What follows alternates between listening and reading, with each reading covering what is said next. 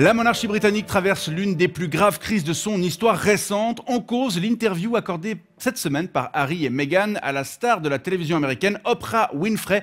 Une interview durant laquelle Meghan a évoqué le racisme latent qui règne à Buckingham ainsi que la pression extrême à laquelle elle a été soumise. Pour l'heure, la couronne n'a réagi qu'à travers un bref communiqué qui affirme que la famille royale est attristée d'apprendre que les dernières années ont été dures pour Meghan et Harry et qui précise qu'ils seront toujours des membres de la famille très aimés.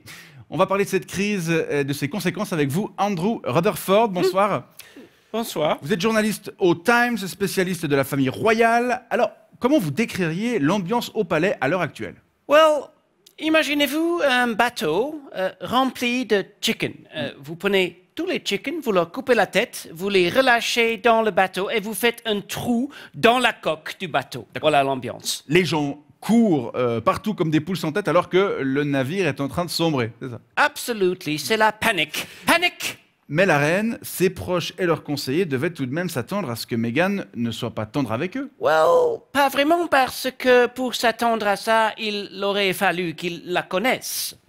Ouais, ça va bientôt faire 3 ans qu'elle est mariée avec Harry. Oui, mais personne ne lui a jamais adressé la parole à Buckingham Palace. D'abord parce qu'elle est américaine, ce qui est tout de même extrêmement vulgaire. Ensuite, ça ne se voit pas tout de suite, mais tout de même, elle est métisse. No comment.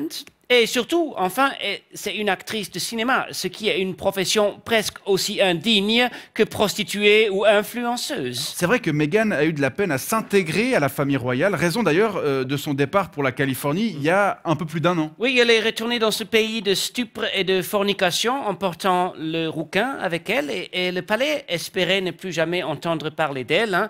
Mais Alice, oui, ils avaient besoin d'un peu de cash pour agrandir la piscine, alors ils ont cédé aux sirènes des millions de dollars offerts par Oprah Winfrey et ils sont allés déféquer dans les ballerines de Sa Majesté. What a pity! Et pourquoi est-ce que cette interview suscite une telle panique à Londres? Well, c'est parce que, voyez-vous, on craint que les clients se désintéressent et surtout se lassent du produit. Les clients, Les clients. produit de quel produit, de quel client vous parlez? Les clients, ce sont les citoyens britanniques et le produit, c'est la monarchie. Avec ce type de scandale, voyez-vous, on réalise peu à peu que la famille royale est exactement comme n'importe quelle autre famille, avec ses petits secrets, ses petites trahisons, sa vie quotidienne sans intérêt.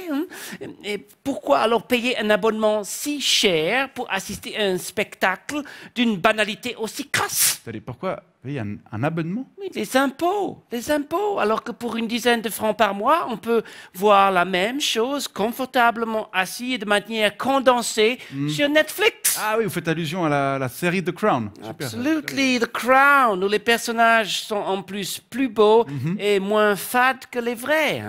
Oui, en tout cas, je peux vous dire que les producteurs de cette série doivent être très heureux maintenant. Ils ont du matériel. Oh, my umbrella! Come back here, my umbrella!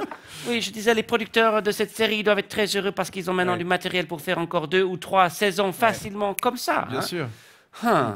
D'ailleurs, je crois que je comprends pourquoi Meghan et Harry ont reçu autant d'argent. On reçu de la part de Netflix? Mais ça, c'est plutôt pour faire des documentaires, ça fait rire. Qui regarde des documentaires? Encore, c'est vrai. En tout cas, on verra comment la monarchie se relèvera de cette affaire. Andrew Rutherford, je rappelle que vous êtes journaliste... Rutherford, c'est pas facile à dire. Je vais mettre les essuie-glaces. Attends pour moi. Vous êtes journaliste au Times, je vous remercie d'être passé nous voir et je vous souhaite une bonne soirée. Bloody same to you.